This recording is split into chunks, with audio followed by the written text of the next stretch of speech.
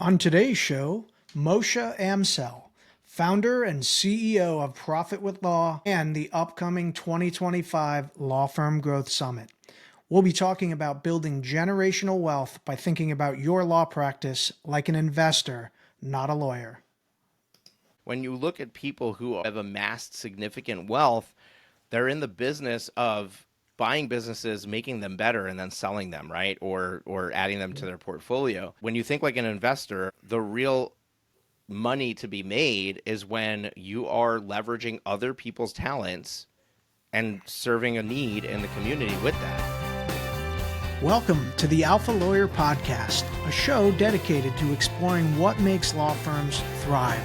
I'm your host, Jason Marsh. Join me as I interview some of the smartest thought leaders and accomplished law firm owners in our space. Together, we'll dive deep into law firm operations, marketing, technology, finance, and everything else you need to build an incredible firm that allows you to live your best life.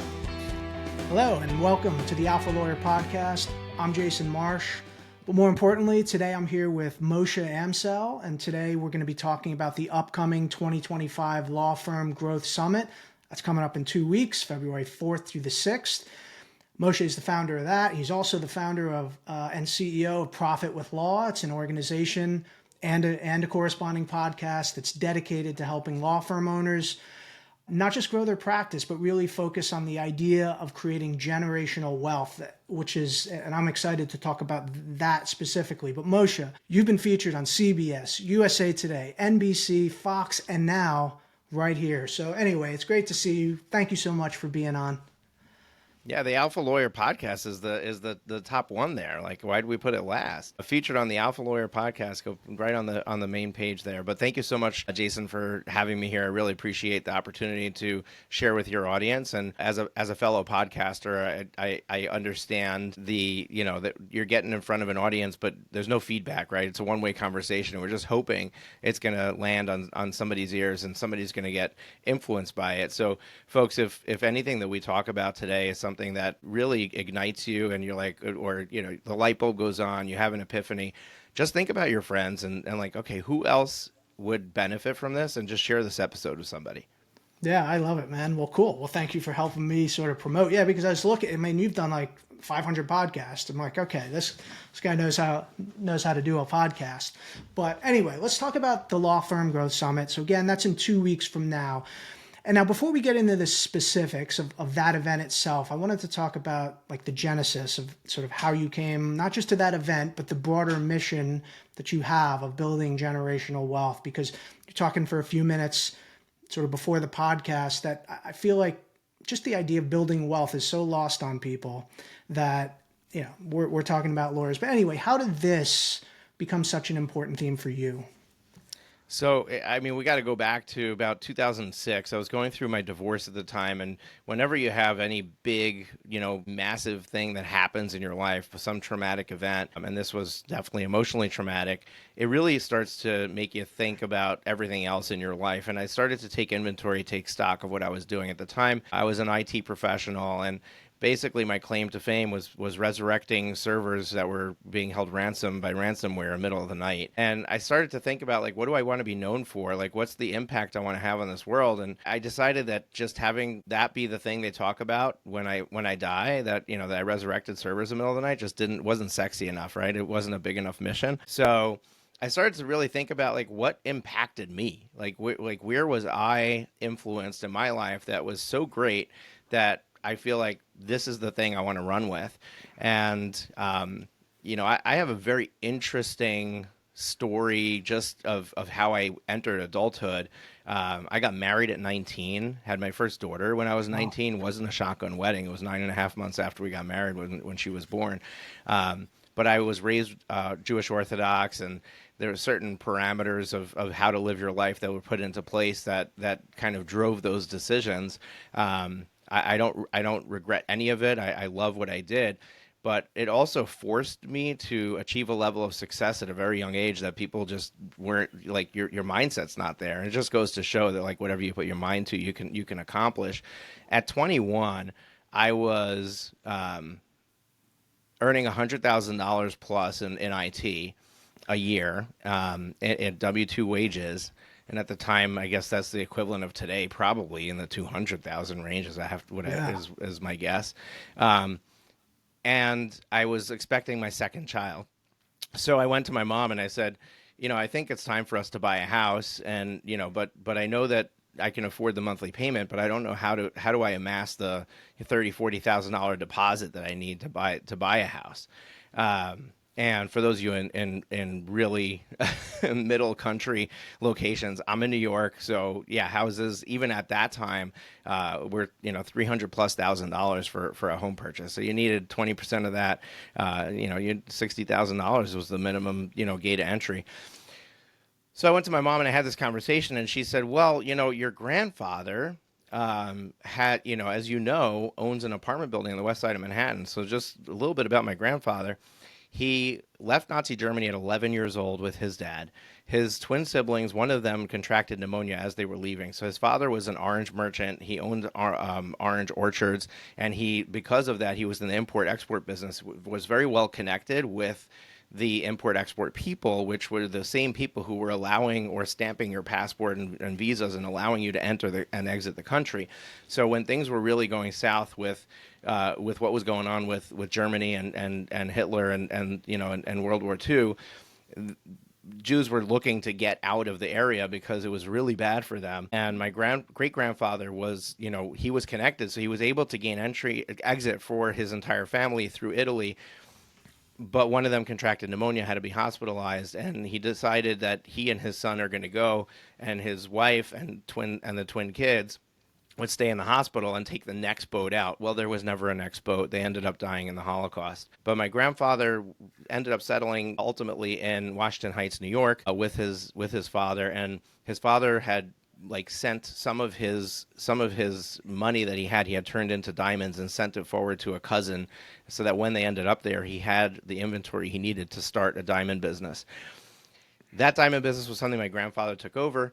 He had some success with it, and with that success, he took some of the money that he had earned, and together with four other cousins, bought an apartment building on the west side of Manhattan. We all know what happens with real estate. You hold it long enough. I mean, it's really a true wealth creator. And fast forward to, I'm now a grandchild, married with kids, looking to buy a house. And my grandfather's, together with his cousins, has started selling off the units in the building, turning it into a co-op. And he earmarked the money from those sales, the sales of those units, to fund the down payment of the first home purchase for all 36 of his grandchildren. And at that time, my mother told me, you've already got it in place. Your grandfather saved it for you, and and here it is. And My that grandfather really passed is away a recently. true example of how you build not just wealth, but the generational wealth, because 36 grandchildren helping or providing the down payment now enabled all 36 of those people to start building their wealth. And I'm sure in the same way it was for your grandfather, you build the wealth, you do things to try to make the world a better place for your family, outside of your family. And I imagine you as one of those grandchildren, and now your grandchildren, it continues to flow in that way. Jason, it's not just you think about it. I think it was $40,000 I received. It's not just the 40,000 is a drop in the bucket. It's a joke, right? It's not really much. Multiply it times 36, it starts to be something, right? But what that small little gift allowed me to do, it was a lever that allowed me to do so many other things in my life that I wouldn't have been able to do. And when I look back on it, it was that small little boost that really drove a lot of my financial future. One of the things that happened was I went through a divorce. Well, I had bought a house and we had amassed some equity in it. And when I went through the divorce, rather than squabbling over whatever was that we had built up in the house equity, I fully funded all three of my daughter's college funds from the sale of the home when we went through that divorce. So that $40,000 gift now turned into my three daughters being able to go through college 20 years later. And then on top of that, because I wasn't saving money for a down payment of a house, I was able to be fully funding my retirement account at the age of 19, 20, 21, in that range. I had a good income, and that completely changed the trajectory of my retirement savings, Yeah. where other people are first starting in their 30s. I already had a significant amount of money that not just was saved, but was invested and was recurring, building that, that compounding wealth that happens when you have money that you're able to put to work. So that small little gift really started a daisy chain effect of changing the financial future for me and my family. So in 2006, when I was going through the divorce and I'm having this come to Jesus moment. Okay, I'm Jewish. It's not come to Jesus, right? But I'm having this moment Yeah. of like, what do I want to be known for? I suddenly said, well, what if I can help other people do what my grandfather did for me? What if I can help people set themselves up not just for their own success, but to create something so that when they leave, their grandchildren, their great grandchildren are the beneficiaries of what they've created. Yeah. And that's So what started me on the journey of really focusing on how do I help people with creating generational wealth.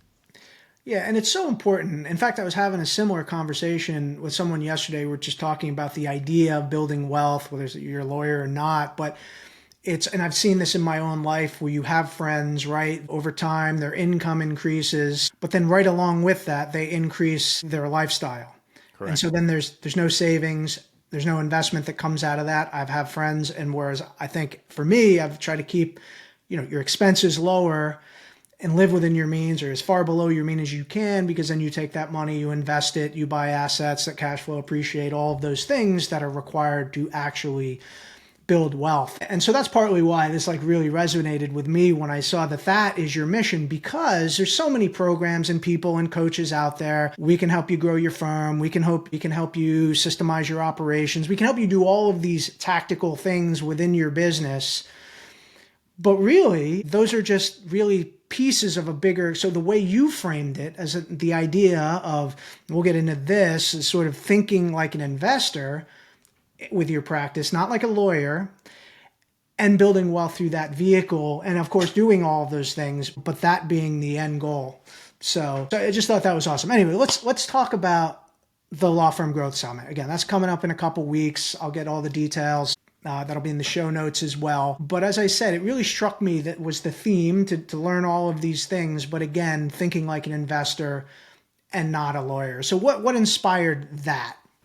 So actually, what happened was last year when I ran the summit, I had to do a talk, and I started to really think about like what's the big lever that my clients are pulling, right? Like at the end of the day, when I'm in coaching calls, I'm having these conversations, and I'm talking to people about helping them, grow their business, build it. What's the big thing that they're stuck with that's limiting them or slowing them down from really unlocking the true potential of what they can create? And when I thought about it, I realized that the difference is just how they view themselves. And that's where I did a talk at the last summit around this concept of basically changing how you view yourself and thinking like an investor. And I've been really leaning into that throughout the year. And now I decided to theme the whole event around it. And it's basically the concept's like this. 99%, this is not a study I did. This is just the way it happens, right? Like 99% of law firm owners that start their firms start with the idea that I'm a lawyer. I'm going to go and I'm going to get my own clients, serve those clients, and I'm going to have a law firm. Right. And It's a right classic e-myth, away, right? correct, exactly. You can E-Myth or all of the other books that talk about this idea, but let's just frame it for lawyers, right? Everybody will nod their head and say, yes, of course, that's how I started my business. I either brought a book of business with me or I went out and started to figure out how to get clients, but I got clients so I could serve them. How many law firms started by hiring an attorney and then filling that attorney's plate? Yeah, If they're out there, it's maybe 1%, yeah, it's right? such a It's a small tiny thing. It's just fraction the of that. idea that a lawyer or other people, even me, I've started business. Oh, I know how to do digital marketing. I'll start a digital marketing business. And then I'm doing everything versus what you're describing is and the e-myth and other things, but that's not the way to do it. It's to think about how would an investor approach starting this business? Right, right. If you watch people like Alex Hermosi or Cody Sanchez, right, like, and they talk about their portfolio companies and how they're buying businesses and stuff like that. When you look at people who have amassed significant wealth, They're in the business of buying businesses, making them better, and then selling them, right? Or adding them to their portfolio. The real when you think like an investor, the real money to be made is when you are leveraging other people's talents and serving a need in the community with that. So when we approach it with I'm the attorney, we're automatically putting ourselves into a position where we're limiting our success. And what ends up happening is that somebody starts their firm, and let's just talk in the solo box for a second, because even when you grow beyond yourself, like I have a fractional CFO business, right? We work with multi-million-dollar firms, and when I come in, even those owners are still operating, even though they've figured out how to hire staff, and they're still thinking like an attorney. And when you think like an investor, you'd be looking at your P&L, you'd be looking at you'd be doing projections, you'd be looking at leveraging capital, things like that. But they're not doing that. So let's just live in the solo box for a second. So solo attorneys, when you start your firm, you go out, you get clients. Now you're serving clients. You get into this vicious cycle of I need clients, I'm going to go out and sell. And then I've got clients, now I'm going to go and serve. And then it creates this feast or famine situation. Yeah. But it also limits your revenue potential because so much of your time is spent on all the other pieces of the business. Clio did a study back in 2020, 2021. I forget which legal trends report it was, but in one of those trends reports, they did the study of, how many billable hours does a solo attorney do? And it was 2.1 hours per day is what a solo attorney bills. And they collect on 1.9 hours. So if we think about it, if you hire an attorney onto your staff, that attorney is only going to be doing billable work, right? Let's just say that you can only get 6 productive hours in a day.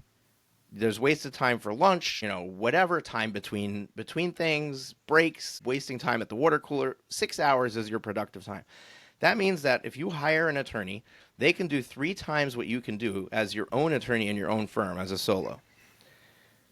Wouldn't you agree that if you put somebody in place and they could do 3 times as much, that you would unlock triple the benefit or potential of what you can do? And then then the argument is like, well, yeah, but then we need to find those clients. Yeah, but if you were spending 100% of your time finding clients, wouldn't you fill their plate? And then to take it even further, if you brought in a salesperson and brought in a marketing person, wouldn't they do a good job of filling that person's plate, right? So when we start to think like an investor and start to assemble the team that it would take to fill one attorney's plate, not the owner, we're looking at $1 million business for one attorney. And what are the some of the things that, and we know as when you start, because hey, I'm a lawyer, I'm going to open a practice, I'm going to start, I'm going to hang my shingle, I'm going to practice law, but you very quickly realize, well, unless you brought a book of business, you've got to go find those clients. You end up in that feast or famine cycle, because while you're serving the business, your marketing and sales pipeline dries up. Then you go back to that, and then your service delivery isn't what it maybe should be. How do you move from that type of scenario, and does it require like significant capital, right, to say, hey, I'm going to go out and hire an associate and I'm going to fill their plate with work, but I've got to pay them, I've got to pay for the marketing and the sales. Is there a path to doing this that you recommend? Yeah, so that's a really good question. And in this talk that I did last year, I basically used the analogy of a 7-Eleven. I'll just use that here because it's really easy and it's something I can, I know the numbers off the top of my head. But if you're to open a 7-Eleven franchise, you know what it costs to open a 7-Eleven franchise? I don't. $1 million? It's between $750,000 and $1.5 million. Okay, let's just use the upper number, $1.5 million. Now, do you think that a 7-Eleven franchise owner, when they decide to open a franchise, has $1.5 million in the bank? No, of course not. They don't. They need to have at most 20% of that in the bank. Right. And it doesn't need to be their funds. They can go to family, friends, whatever. Like they amass $300,000 in capital. Then they go and they deal with 7-Eleven to enter the franchise. They choose a location. They get an SBA loan or whatever, whoever's going to fund it. And boom, they've got themselves a 7-Eleven business. Now, so if they came up with $300,000 and they borrowed the rest, they borrowed $1.2 million. Now, here's the kicker. Do you know what the profit is for a 7-Eleven? No idea. The annual profit for the average 7-Eleven is, guess what? $1.2 million. Wow. Annual, every year. Would you borrow $1.2 million if you knew that every year you would get $1.2 million back? Yeah, of course. And one of the things that you're talking about here is leverage, right? Another key piece of how you build wealth, That's but a you piece can of it, yeah. buy a $1.5 million business with, you don't need the $1.5 million, but you can do that with, say, $300,000 in equity that you can also get from your friends. The rest is debt. So now you bought it, you've run it, year one, you've made, put what, $1.2 million on the bottom line? Is that what you're saying the net is? Correct. On $300,000 of equity, you've flexed your money year one, right? And this is the Correct. whole Now, of course, concept you of have thinking like, debt service, right? You have to, some of that money is going to go to pay down the debt that you took in order to start it, but you right. also don't have to pay back 1.2 million the first year. So you've already got a really nice income from that business in year one. Now, let's switch gears to a law firm for a second, right? If we look at the salary of an attorney, the salary of a paralegal, and marketing as 10% of revenue, right? So let's say $1 million of revenue, 10% in marketing is 100,000 in marketing.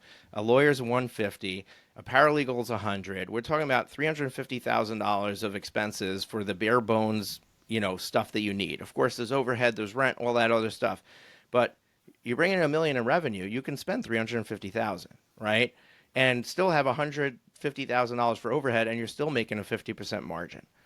So I know I oversimplified the business, but when we look at the end result of having an attorney who's fully booked that's doing $1 million worth of business, at the end of the day, your margin, and this is another sticking point. So I'm the profit guy, profit with law. I'm a profit first professional. Gotta be. And a law firm should be generating between 35 and 50% profit margin. And attorneys will fight me on this. And they'll be like, it's impossible. I've been doing this for 20 years. You cannot do that. And I will tell you that we do it day in, day out with our fractional CFO clients. We take multi-million-dollar businesses. I've got a client that came in December of 2023 running a 7% profit margin on a $7 million business. In the first 90 days, we were at 23%. He made more money in the first 90 days than he did the entire year before. And we are marching towards 35% with him now leading into 2025. It is Amazing. I mean, those are, possible with every single business. So if you build $1 million business, you can assume that at least your margin is 35%. So if you had to borrow the salaries and the marketing of the first year, which you're not going to have to, right? It starts to cash flow itself fairly quickly. But let's just say you needed a whole year's worth. So you had to borrow 350. Would you borrow 350 to make 350? And of course, the answer is yes. It's the same thing as the 7-Eleven example, but we don't think that way. That's yeah, I not where think, our I think mind is. most Every law entrepreneurs, firm owner. Sorry, Jason. Let me finish this one thought, and then I yeah, want to hear. I want to hear your question. But the mindset of every law firm owner is, I don't have the cash flow to support the salary of an attorney. I don't have the cash flow to invest in marketing. When I get one more client, then I'll be there. And that yeah. is a trap that keeps you trapped for 5, 10, 15, 20 years when And you could have changed the entire script of the conversation. And I'm not saying go out and borrow money, like that's not the message, but that is one of the possible ways that you can grow it. So let's use it as an example. Go out, take out a $300,000 loan, and in 1 year, you'll be at $1 million business with $350,000 in profit, and you'll never look back. yeah, it's so interesting because what we're talking about here is just as you put it, we're talking about really the difference between looking at your business as an investor versus just trying to get the work done, figuring out how to make incremental progress. And I think, part of it too is you talk about the importance of profit first, because revenue is a great metric, but it's a vanity metric, right? Because as the saying goes, it's not what you make, it's how much you keep. And you said a 7 million. Can you imagine doing $7 million worth of work? The amount of effort it is to generate that level of business, to service that level of business, and only put 7% on the bottom line. I mean, that's still a good number for anybody, but the performance is poor. And so I guess my question is like, so if you're an attorney, you're in this phase, okay, I started a law firm, I'm doing all the work, I'm just trying to make some progress here. Like the 7-Eleven, can you go out and say, all right, you know what? I have some capital. I'm going to put a couple 100,000 down. can you go to a bank and raise the additional 80% capital to say, hey, now I have $1 million, I can put into a business, and I can start to look at this thing like a real investment and how I'm going to build out this firm so that I can return capital to myself and pay the debt service?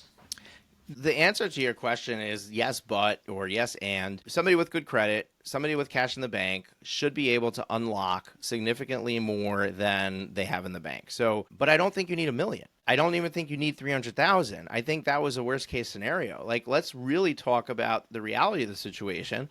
If you were to invest $10,000 a month in marketing, how long would you expect that you need to have that running to start to see clients coming in from it? I don't mean max return. I mean just clients coming in from it.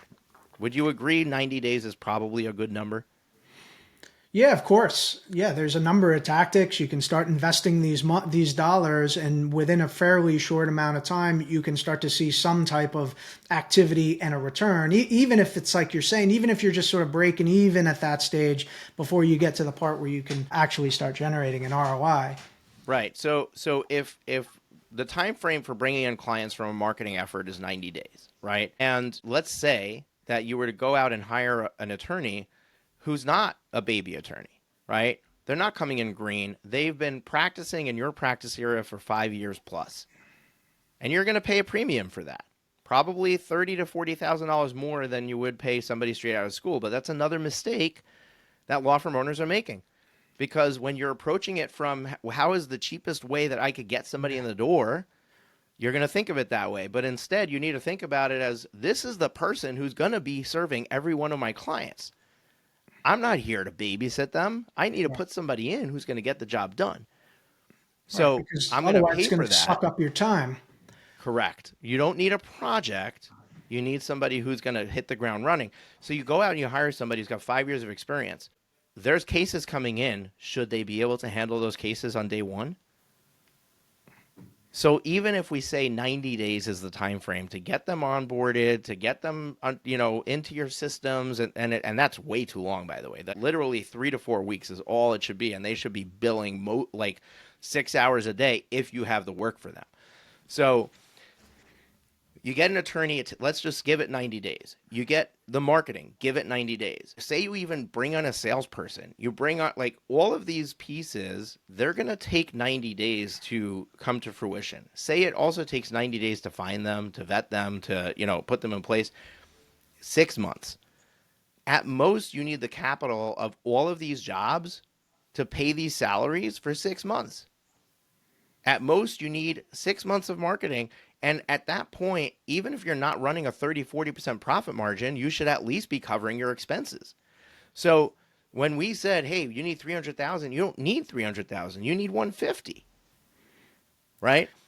So even dialing back what you actually need is a piece of the puzzle. Now, for you to get access to 150,000 in capital, would a bank entertain lending that to you if you had the other $30,000? And the answer is absolutely yes. The beautiful thing is that if nothing else, there's an SBA program for you, right? Like there's SBA 7A loans, and you can take an express loan, which you have to be in business for 2 years, and you can look at your previous revenue. But if you're making the switch from, hey, I've been a solo for 15 years, and I'm finally understanding that Moshe's knows what he's talking about, and I'm going to do this. You can go to the SBA, take out an express loan, and you can get $150,000 with minimal paperwork overnight, right?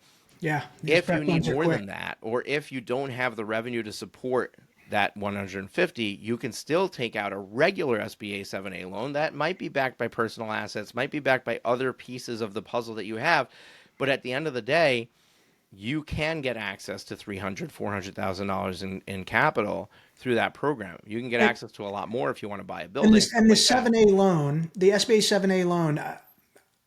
So I'm certainly aware that they're great for purchasing businesses and funding that. I wasn't aware that they will actually help with startup funding or sort of early stage There's funding. different programs. One of them is startup funding. Another is existing business. You can do debt restructuring. You could do growth. You can invest in your growth. So even if you got 4 attorneys on staff, and you're like, okay, my next big thing is I got to do radio and TV, and I need $500,000 of capital to do that. you can go to the SBA and you can get a $500,000 loan under the 7A program just to fund that marketing effort. Wow, great to know. I definitely wasn't aware of that. So for anyone listening, absolutely need to look into the SBA 7A program. And clearly you have a roadmap or a blueprint to do all of this sort of from A to Z. And just as an entree to that, right, you have the Law Firm Growth Summit coming up that's going to cover, I would imagine, a lot of these different things. I know you have over 40 speakers lined up. I'm one of them. But maybe we can highlight just some of the key topics that we're gonna see covered during that. I know you have stuff about just improving cash flow profit margins, using marketing to grow, building out the team you need, all the things you were just discussing. Maybe we can go through each of those just to give people an idea what that framework looks like. Yeah, absolutely. So what we did for this event is we structured it, and the first day is Investor Day, right? Like everything on the first day is themed around this idea that you need to switch how you look at your business. You need to look at it as a business owner, as an investor, make your decisions from there.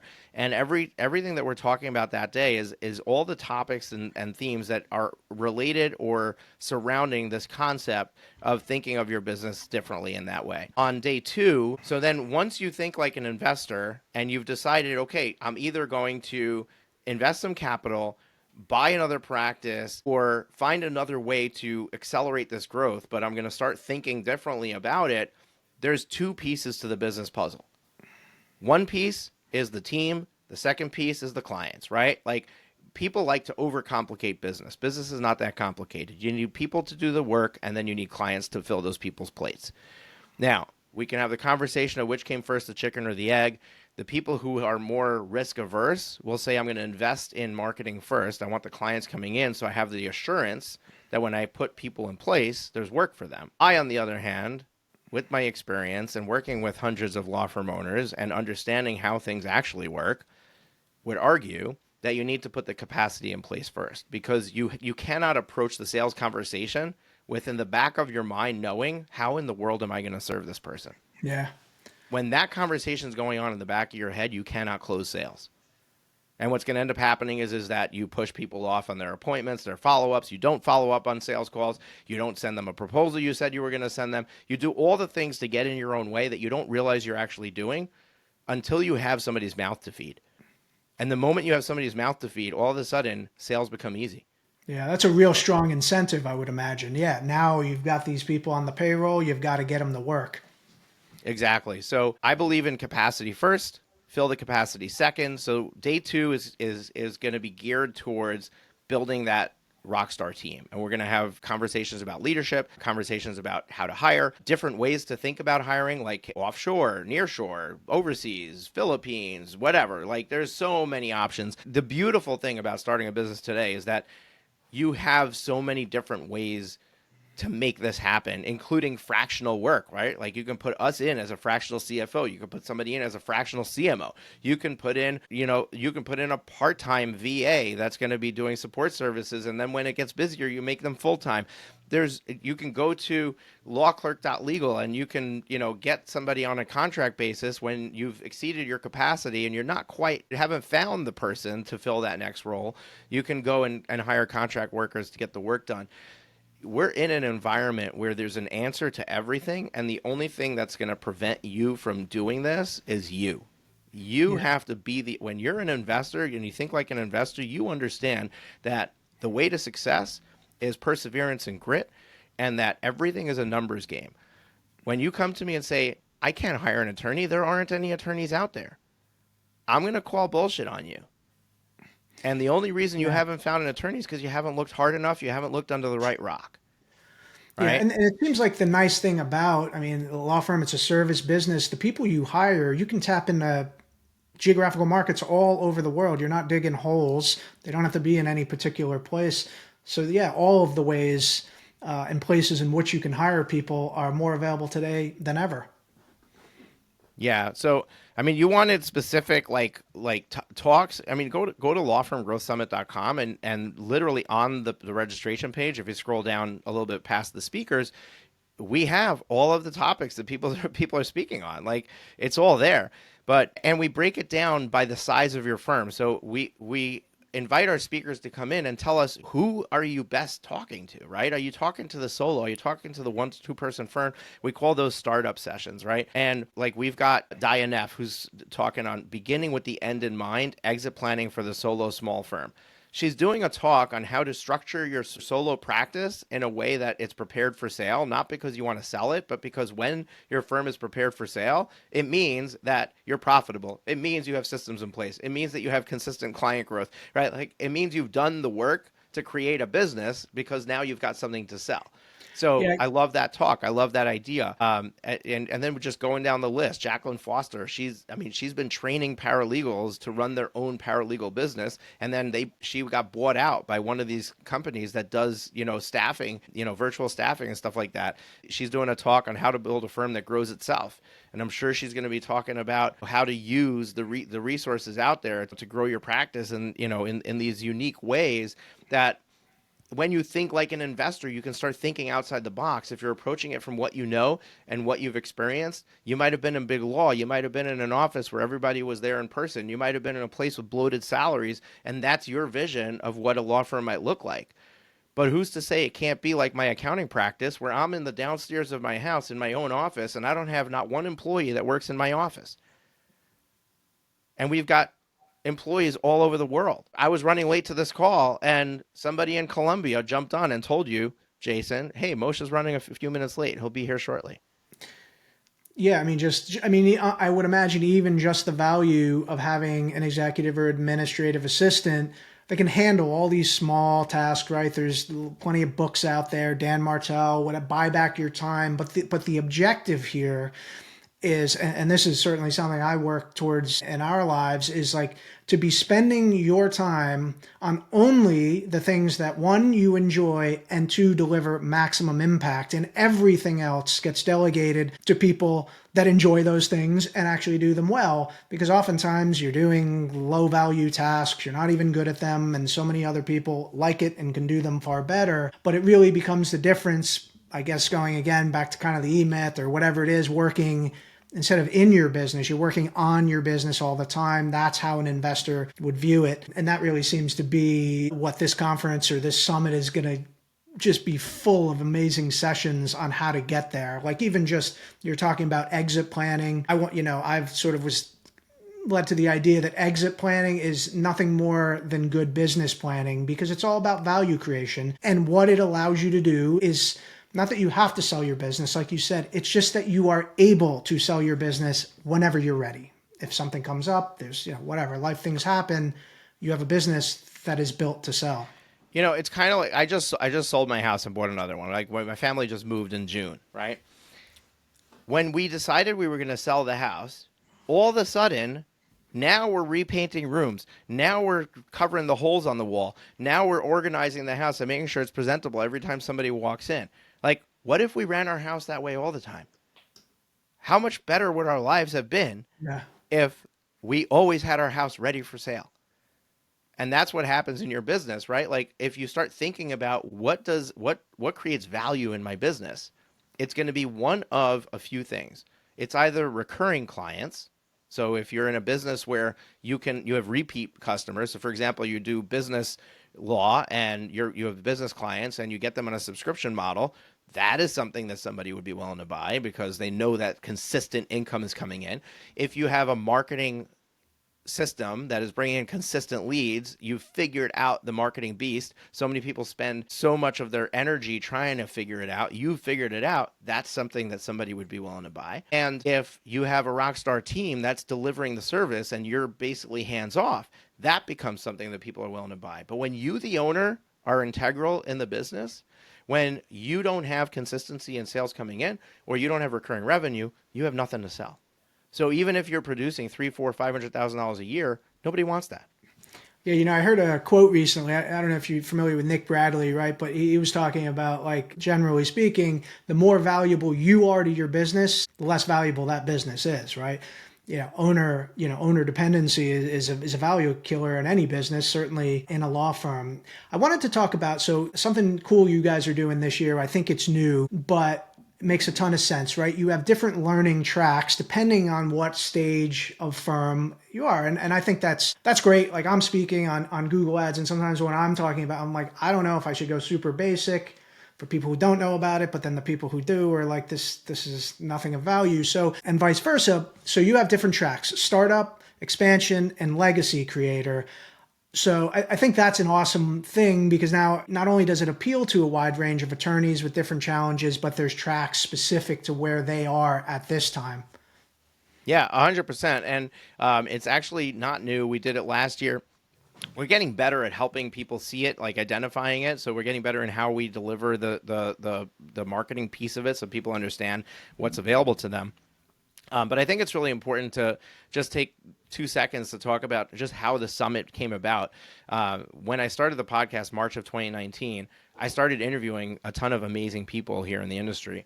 And through post interview questions and conversations, I was asking, like, why aren't we collaborating and doing something together to make an impact? And everyone was like, yeah, oh, we should make our own conference. Like we should, and the whole thought was like, we should do an in-person event. And I said, I've got little kids at home. Yeah. My wife would kill me if I traveled for a week at a time, right? Going and doing the conference circuit is just not, it's not in my wheelhouse. Not something I'm going to do. I said, how many other people are out there that can't leave their business or their families for whatever reason, and therefore conferences are out of reach? How many people are out there that a $2,000 ticket actually would be difficult for them to invest in right now, right? Yeah. And that's when I had this epiphany, like, what if I don't have to worry about how to get all the speakers there? What if I don't have to worry about how are people going to be able to carve out the time? What if I create a virtual event? What if I make it free to attend? And then what if I offer the recordings for people who can't attend the specific sessions? Now it's basically, there's no excuses. Everybody can attend this thing. And that's really where the idea and the concept of the Law Firm Growth Summit was born. And for those people in the room who are like, oh, I've heard this before, we had our first event in December of 2019, a full three months before COVID was a thing, and before everybody realized that they need to have virtual events in order to get people in a room. So we've been doing this for a long time. This is our fifth event, and we've figured out how to make it an experience, how to give people an opportunity to collaborate with each other if that's what they're seeking, but to also give you the ability to come and go as you please, attend the sessions that get your attention the most. And if after you register for free, you're like, there's so much here, there's no way I'm going to be able to get it all, there's a VIP ticket that you can buy. Yeah, you'll get a cool box of swag in the mail, but besides for that, you'll get access to all the recordings, and there's over 50 sessions that you'll have access to. And I've had multiple conversations with people after the event, 2-3 weeks later, and who spent weekends, 2 or 3 weekends, going through the content and completely transformed their business because of it.